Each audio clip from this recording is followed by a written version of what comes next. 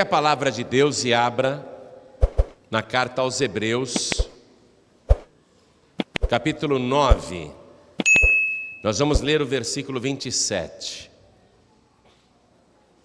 Você sabe por que a gente precisa estudar a palavra e ouvir a palavra, vir na igreja e ser ministrado, ministrada? Porque a fé vem pelo ouvir, mas não ouvir qualquer coisa, ouvir a palavra de Deus. É muito importante que você, quando vier na Paz e Vida, sempre traga o Evangelho com você. Sempre traga a palavra de Deus com você. E é muito importante você vir à Paz e Vida. Você vê essas pessoas que foram saradas na hora. Se elas falassem assim, estou com muita dor hoje, não vou na igreja não, estou com muita dor, elas iam continuar com as dores. Mas como elas vieram para a igreja, mesmo com dores, foram saradas. É muito importante que você venha, ouça a palavra e aumente a sua fé. Já acharam aí? Aos Hebreus, capítulo 9, versículo 27, está escrito o seguinte, preste atenção. E como aos homens está ordenado morrerem uma vez, vindo depois disso o juízo. Amém? A palavra que eu estou lendo diz que há uma ordem de que os seres humanos morrem uma vez. Quando que essa ordem foi dada? Lá no jardim do Éden, quando o homem pecou. Deus disse, tu és pó e ao pó tornarás. E a pessoa morre uma vez.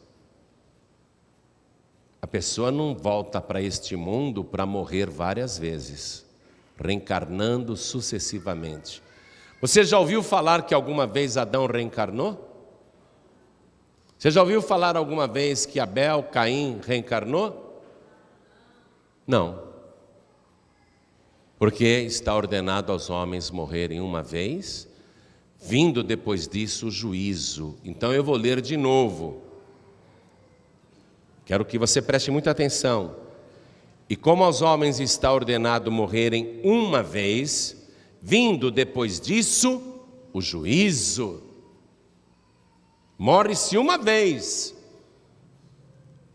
E depois dessa morte é o juízo. E no dia do juízo, se a pessoa não tiver o nome escrito no livro da vida, ela sofrerá a segunda morte.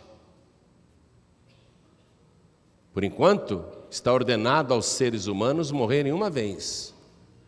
Mas depois do juízo final, quem não tiver o seu nome no livro da vida vai sofrer o dano da segunda morte.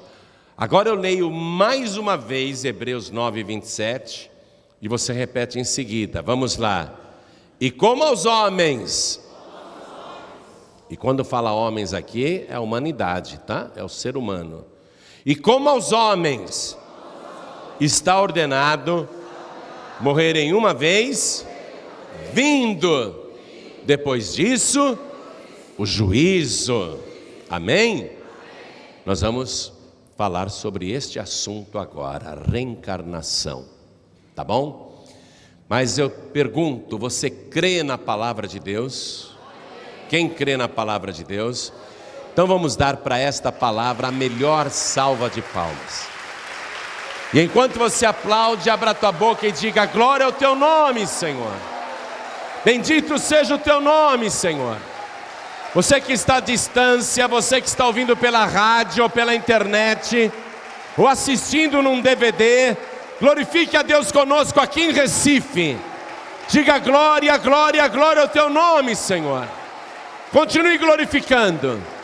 Pai querido e Deus amado, Deus bendito, Deus todo-poderoso, nós queremos ouvir o Senhor falar agora.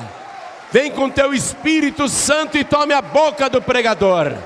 Envia a tua palavra com poder e autoridade, e que a tua palavra vá e produza o resultado para o qual está sendo mandada.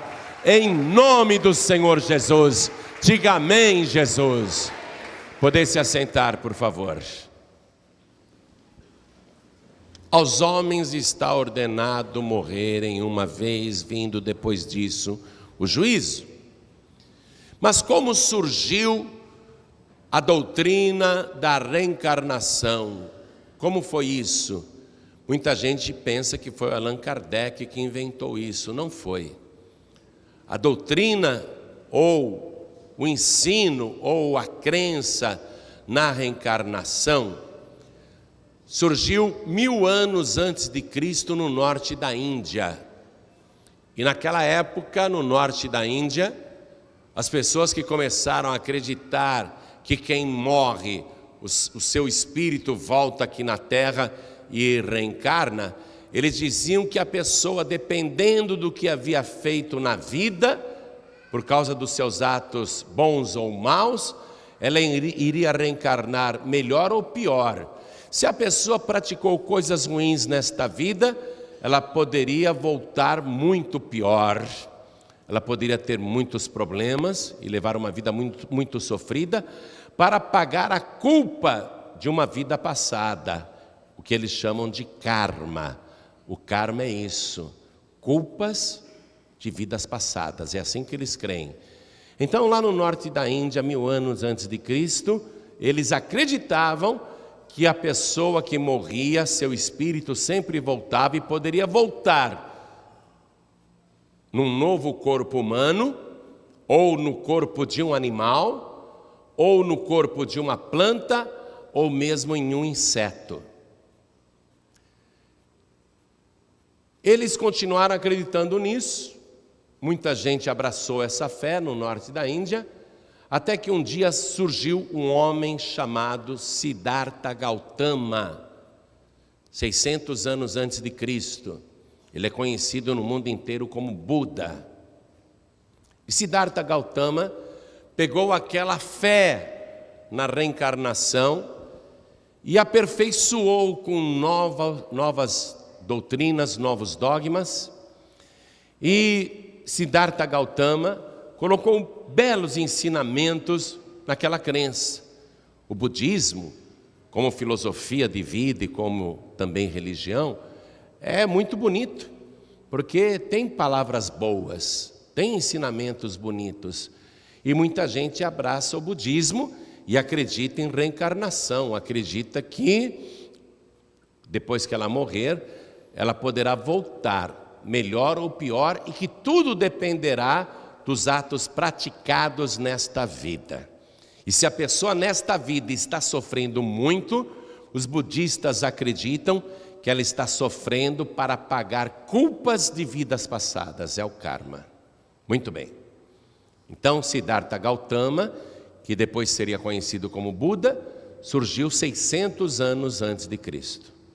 Aí Jesus veio, foi o primeiro a pregar o Evangelho, e deu a ordem lá no Evangelho de Marcos, capítulo 16, versículo 15, para que nós, os discípulos, fôssemos por todo mundo e pregássemos o Evangelho a toda criatura, inclusive aos budistas que estão localizados na China, na Índia e no Japão.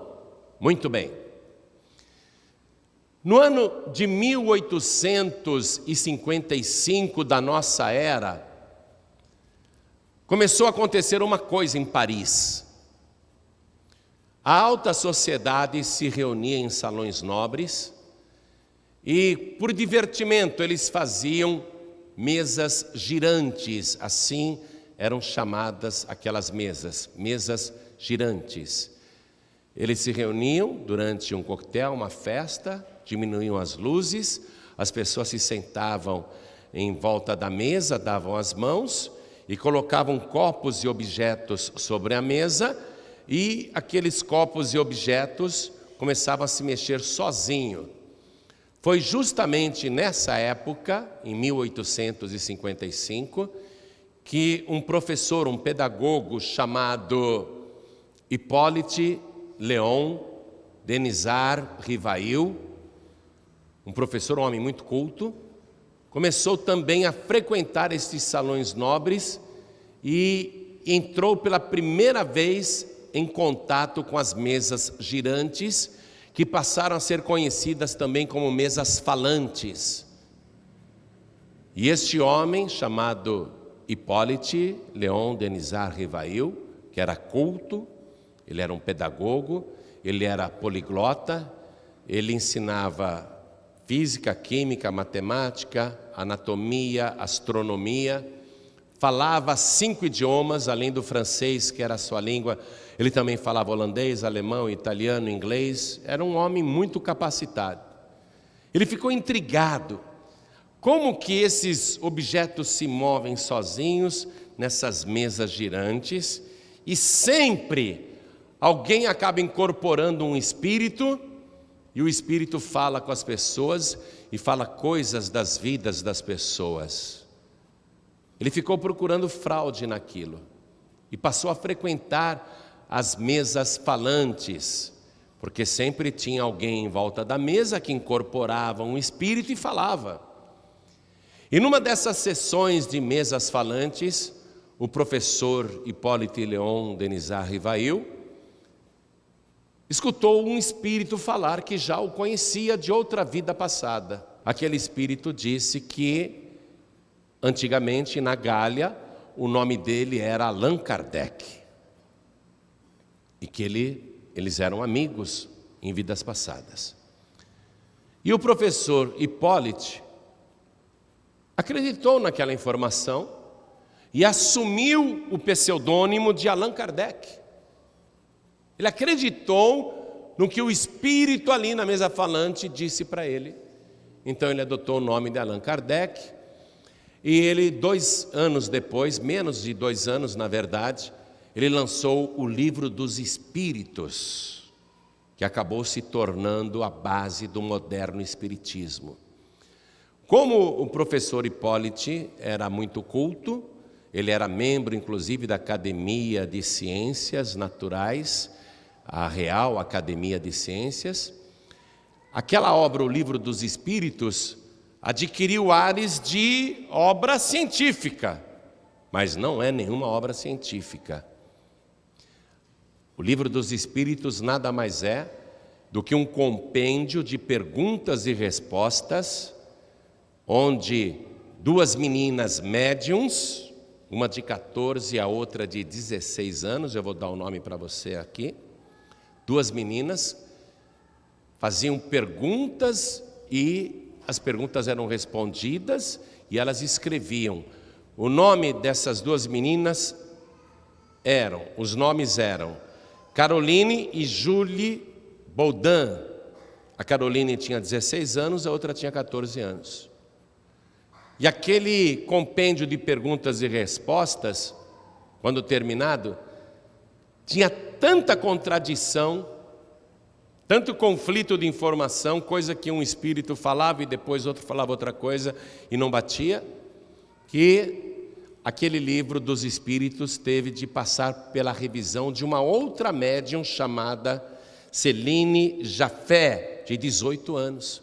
Então você vê que o livro dos espíritos, na verdade, foi escrito por adolescentes, por meninas fantasiosas, e cheio de contradições. No final, o próprio professor Hippolyte Rivail teve que fazer adaptações para a obra ficar mais ou menos entrosada, coerente, o que mostra que as informações não eram precisas. Mas as pessoas na França não gostaram muito dessa doutrina, tanto que o kardecismo na França não é nada, mas no Brasil se tornou um dos grandes fenômenos da fé do povo brasileiro. O Brasil, inclusive, é considerado o maior país kardecista do mundo, é o país que mais tem espíritas. Mas deixe-me te falar uma coisa, tanto o hinduísmo, que crê em reencarnação, como o budismo, que crê em reencarnação, como o kardecismo, que crê em reencarnação, todos estes têm um ponto em comum: a crença de que a pessoa, quando morre, ela voltará para este mundo, vai nascer de novo, E poderá vir melhor ou pior para pagar karmas, ou seja, culpas de vidas passadas. A diferença do kardecismo para o budismo e também o hinduísmo é que o kardecismo descarta a possibilidade de um espírito voltar no corpo de um animal, de uma planta ou de um inseto. Eles acham que o espírito só pode reencarnar no corpo de um outro ser humano, seja um corpo perfeito ou não. E é por isso que muitas vezes eles explicam o sofrimento de uma pessoa deficiente. Então é assim que eles procuram explicar quando alguém sofre. A pessoa tem que pagar o karma. Ela está sofrendo. Só que você pergunta para qualquer pessoa que está sofrendo: o que foi que você fez para sofrer tanto? E a própria pessoa diz para Deus: meu Deus, o que foi que eu fiz para sofrer tanto? E a pessoa não tem lembrança de nada de vida passada nenhuma. E seria muito injusto da parte de Deus fazer o ser humano sofrer aqui sem saber por que ele está sofrendo.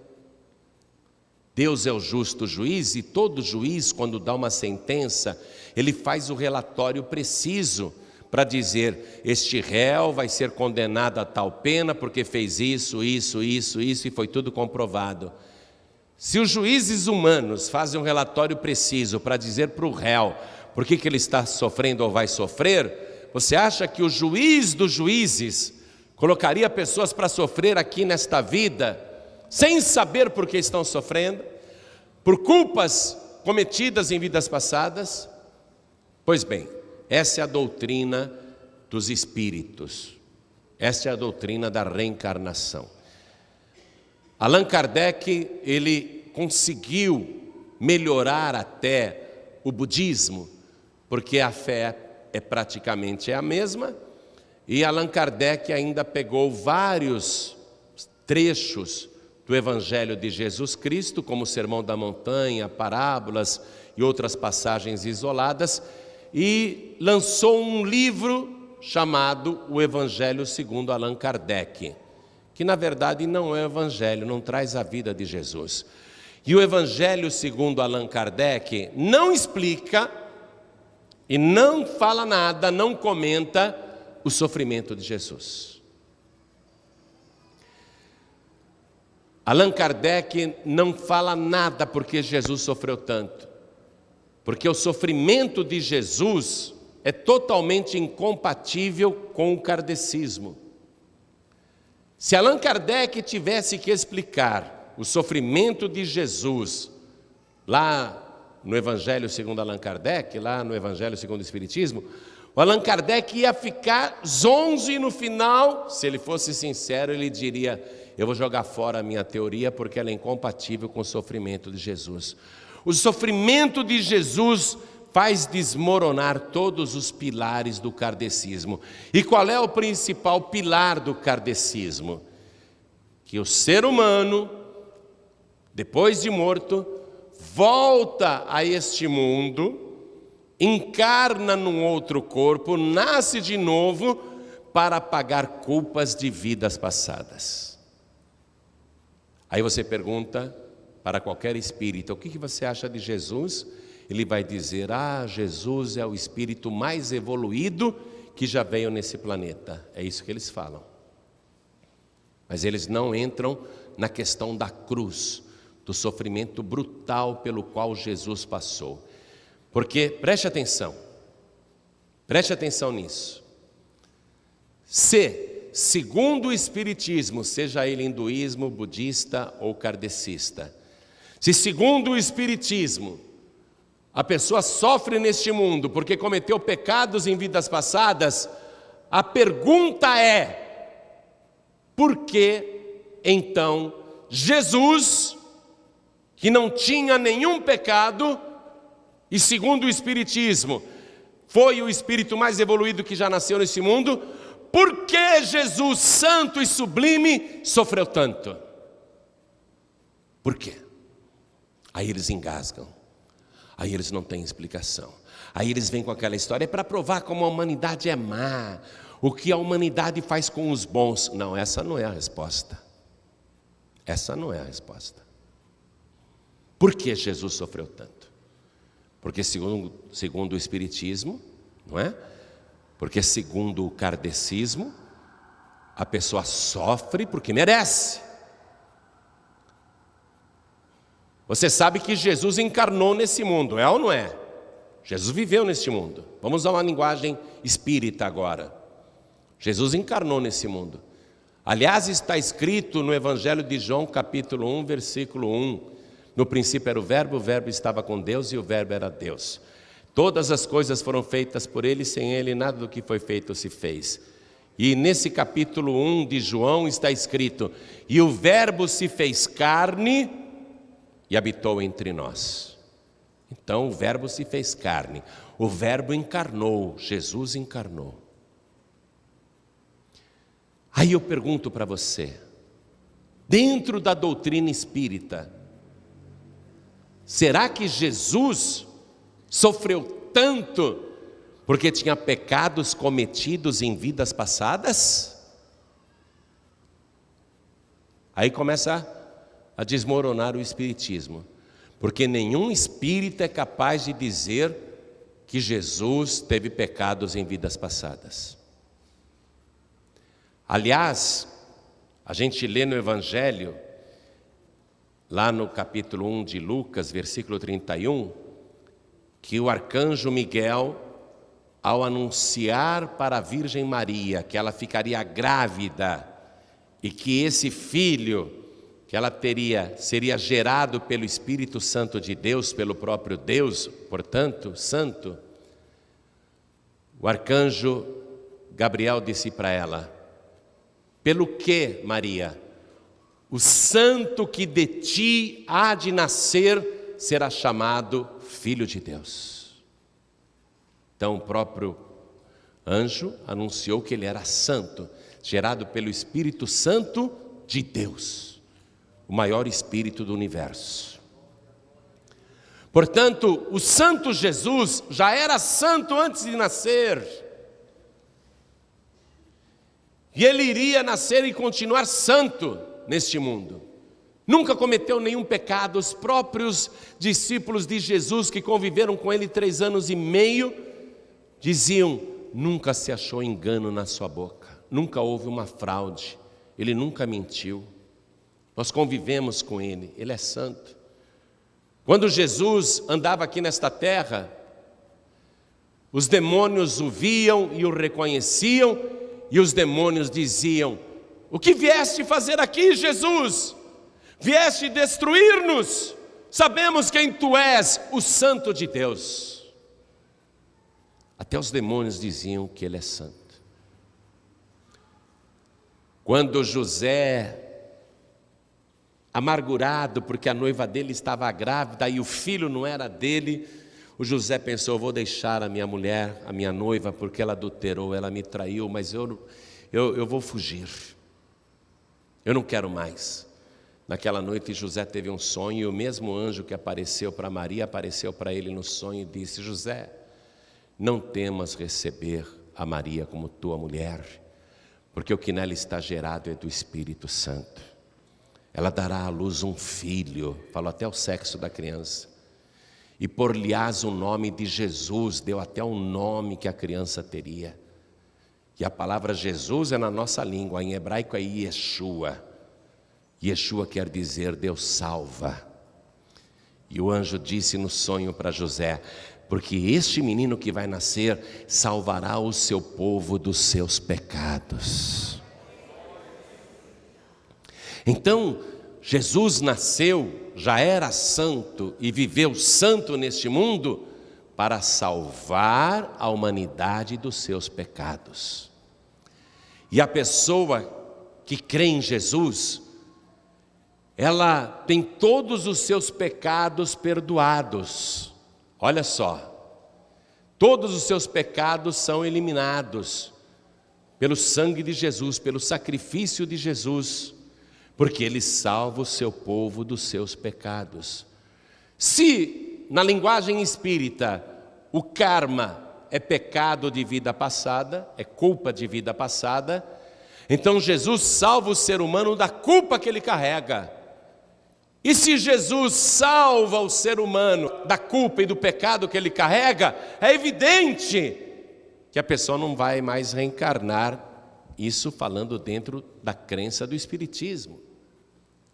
Então, desde que Jesus veio a este mundo, a crença espírita tornou-se inútil. Os budistas acreditarem em reencarnação, tudo bem, eles não têm Jesus, não é? Os chineses, japoneses, os hinduístas, povo lá na Índia, acreditar em reencarnação, tudo bem, eles não têm Jesus. Por isso que o evangelho tem que ser pregado para lá também. Jesus disse: ide pregar o evangelho a toda criatura. Mas desde que Jesus veio a este mundo, a teoria do Espiritismo não tem razão de ser. Por isso que Allan Kardec, no Evangelho segundo o Espiritismo, no Evangelho segundo Allan Kardec, ele nem menciona o porquê que Jesus sofreu tanto. Ele não explica, porque se ele tiver que explicar, ele tem que jogar fora tudo o que escreveu. Você sabe, meu querido e minha querida, Jesus veio a este mundo e padeceu para salvar eu e você dos nossos pecados. Olha o que está escrito aqui mesmo na carta aos Hebreus que eu li para você, no capítulo 9, versículo 27. Eu li que aos homens está ordenado morrerem uma vez, vindo depois disso o juízo. Agora veja o versículo 28, dá uma olhada no versículo 28 aí. Assim, também Cristo, oferecendo-se uma vez para tirar os pecados de muitos, aparecerá segunda vez sem pecado aos que o esperam para a salvação. Olha que ele padeceu para tirar os pecados, padeceu uma vez só.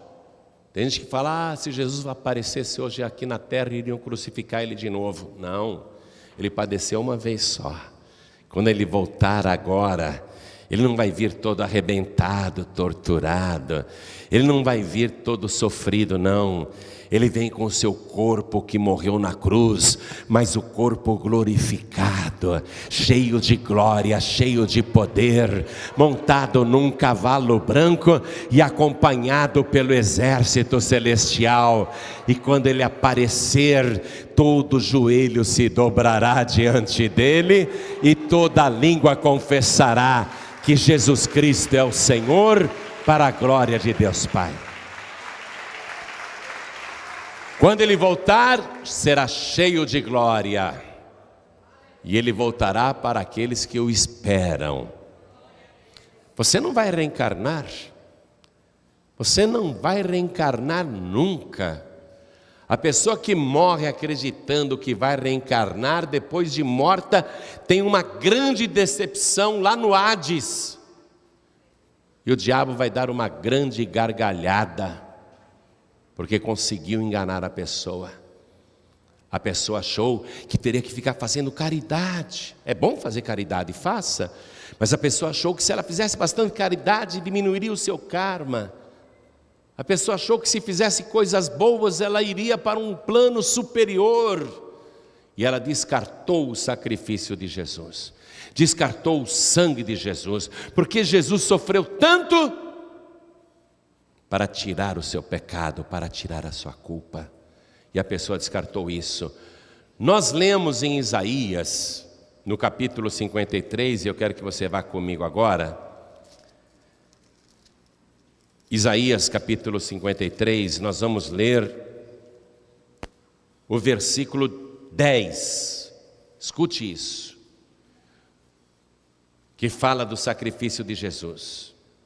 Todavia ao Senhor agradou o moê-lo, fazendo-o enfermar, quando a sua alma se puser por expiação do pecado.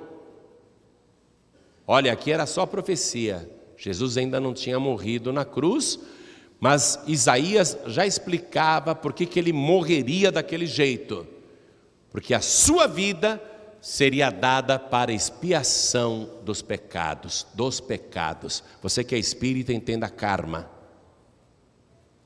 Jesus iria morrer para expiação dos pecados. O que é expiação? Pagamento dos pecados. Isso estava profetizado. Mas é a explicação de Isaías, grande profeta. Mas vamos ouvir a explicação na boca do próprio Senhor Jesus? Vamos comigo no Evangelho de Mateus, capítulo 26.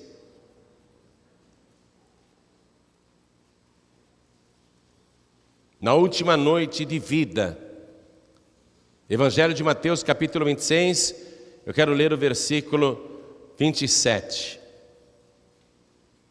e 28, porque Jesus tinha avisado aos discípulos: nós vamos para Jerusalém, o Filho do Homem será preso, será julgado, espancado, escarnecido, crucificado, mas ao terceiro dia ressuscitará. Aí na última noite de vida, Jesus reuniu os discípulos e celebrou a Santa Ceia. Na hora que Jesus deu o cálice, olha o que ele disse: e tomando o cálice e dando graças, deu-lhe, dizendo: bebei dele todos, porque isto é o meu sangue, o sangue do Novo Testamento, que é derramado por muitos para a remissão dos pecados. O que é remissão? É adquirir de novo. A palavra remir também quer dizer tirar do poder alheio. Jesus dizendo: eu vou derramar o meu sangue, eu vou morrer para a remissão dos pecados, dos teus pecados. E você que é kardecista, entenda karma, culpa, para a remissão das culpas. Eu vou morrer por causa disso, mas eu vou ressuscitar. Você está compreendendo porque as pessoas que acreditam em reencarnação, sejam hinduístas, budistas ou kardecistas, estas pessoas não serão salvas, ainda que acreditem que Jesus existiu, ainda que acreditem que Jesus foi o maior espírito, o espírito mais evoluído que já veio a este mundo, porque elas não creem que o sangue de Jesus nos purifica de todo o pecado, de toda a culpa. E a pessoa tem que crer nisso para ser salva. Quando você crê nisso, todos os seus pecados, todas as suas culpas são retiradas, por piores que elas sejam. Vou te dar a prova. Sexta-feira, quase 3 horas da tarde, Jesus está pendurado na cruz desde as 9 horas da manhã. Ao lado dele, 2 criminosos, 2 companheiros de assaltos e violências. O ladrão do lado esquerdo zomba de Jesus, mesmo morrendo na mesma cruz. Ele diz: se tu és o Cristo, o Filho de Deus, salva-te a ti mesmo e tira a gente daqui também. Você salvou os outros e não pode se salvar. Ficou escarnecendo de Jesus. Salvador, Jesus salva.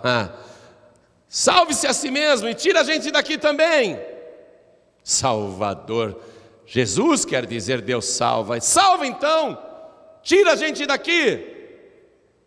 Salvador coisa nenhuma, não consegue nem se salvar. Salvador coisa nenhuma, ficou ali escarnecendo de Jesus.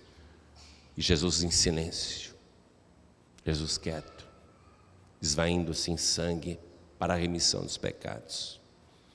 Porém o ladrão do lado direito, vendo que o seu colega de crimes estava blasfemando tanto, o ladrão do lado direito levantou a cabeça e disse para o companheiro: pare de blasfemar, nem nesta hora você tem temor de Deus, nem na hora da morte, e nós estamos aqui porque merecemos, estamos padecendo essa pena de morte porque merecemos, porque os nossos atos nos trouxeram a este sofrimento.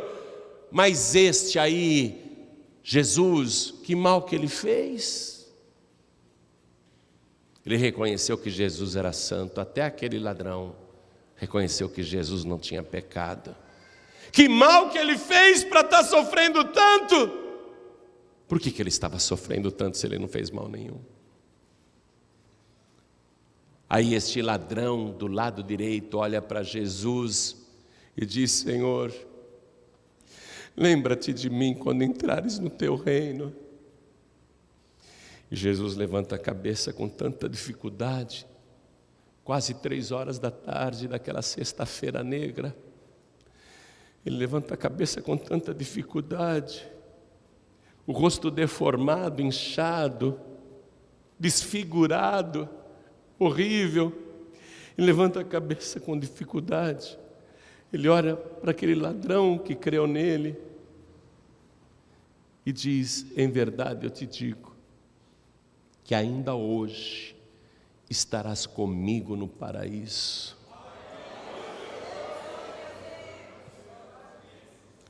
Aquele ladrão não ia precisar voltar a esse mundo para reencarnar, para expiar culpas feitas nesta vida, quando ele foi um assaltante malfeitor, um homem violento, sanguinário, um ladrão, um usurpador, um mentiroso, um enganador. Aquele homem não teria que voltar em espírito e nascer de novo nesta vida para ir para um plano superior, porque ele creu em Jesus e foi salvo no mesmo dia. Ainda hoje estarás comigo no paraíso. Aquele homem foi salvo pelo poder do sacrifício de Jesus, e se você crer no sacrifício de Jesus, você também será salvo. Não é porque nós merecemos que nós somos salvos, nós somos salvos porque cremos em Jesus. Toda a igreja fique de pé, por favor. Olhe para mim. Você pode ter muitos pecados, você pode ter feito coisas horríveis nesta vida. Se você morrer do jeito que você está, você irá para um lugar de sofrimento e vai ficar aguardando o juízo final. E o juízo final será só para oficializar a tua sentença. Você irá para um lugar de tormento eterno. Se você continuar com esses teus pecados aí, você não será salvo. E quando você estiver lá naquele lugar de tormento, você vai ver tardiamente que não existe reencarnação, que ninguém reencarna, que é impossível para o espírito de um morto voltar a este mundo.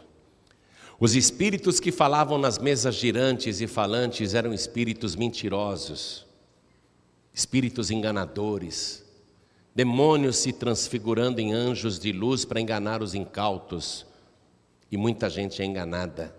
Allan Kardec foi enganado, acreditou numa informação dada por um espírito ali, que enganou-o, que mentiu para ele. O professor Hippolyte Léon Denisard Rivail, desde que morreu não reencarnou e nem vai reencarnar. E se aparecer algum espírito falando que é Allan Kardec, é um espírito mentiroso e enganador. Se você morrer do jeito que você está, com essas culpas e pecados, você irá para o mesmo lugar que Allan Kardec está. Não é no plano superior, não. Não é no nosso lar que você vai. Você vai para um lugar de tormento. Você terá sido enganado, enganada. Só existe uma maneira de você escapar de um futuro desastroso. É fazer o que aquele ladrão fez. Crer em Jesus. Senhor, lembra-te de mim quando entrares no teu reino. Crer em Jesus. Crer por que ele morreu, porque ele mesmo disse porque ia morrer. Eu vou derramar o meu sangue para remissão dos teus pecados. Ele já pagou o preço, mas se você não quer receber o pagamento, você vai morrer nos seus pecados. Você quer continuar com Buda, Maomé, você quer continuar aí com o hinduísmo, com o kardecismo, você é livre, mas você vai morrer nos seus pecados. Deus te trouxe aqui hoje para te dar esta palavra, porque Ele quer te salvar. Eu não sei se você é uma pessoa tão má como aquele ladrão que morria do lado direito de Jesus, ou se você é melhor do que aquele ladrão que morria do lado direito de Jesus. Eu não sei o que você fez da sua vida, eu só sei que a tua alma está condenada. Basta um pecado e você está condenado. Por tuas caridades e tuas boas obras você não será salvo. As nossas caridades, as nossas boas obras cheiram mal diante de Deus, porque Deus é santo. Somente o sangue de Jesus pode te purificar de todo o pecado. Somente o sangue de Jesus pode tirar todas as suas culpas, e Ele tira na hora. Se você entregar a vida para Jesus, todos os seus pecados serão perdoados hoje, e você vai sair daqui hoje sem nenhum pecado.